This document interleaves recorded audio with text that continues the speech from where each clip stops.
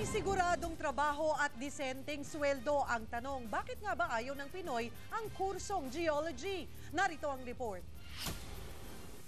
Nag-umpisang mapansin ang kursong geology matapos yanigin ng lindol ang Luzon noong 1990. Sa UP, nasa 229 ang naka-enroll sa undergrad ng Geology Department, 55 sa Masteral at isa sa Doctor of Philosophy.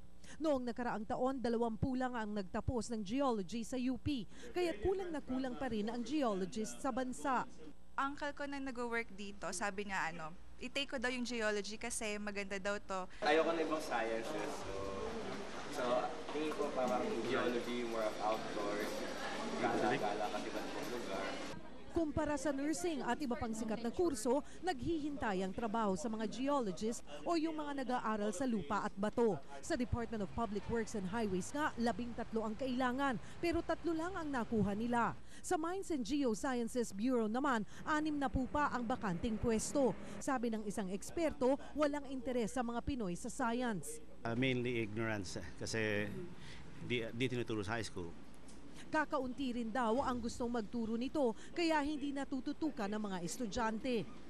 Kukonti lang din ang gusto magturo. Kaya ang mga estudyante namin minsan kumukuha ng board exam, parang hindi pa rin sila masyadong equipped.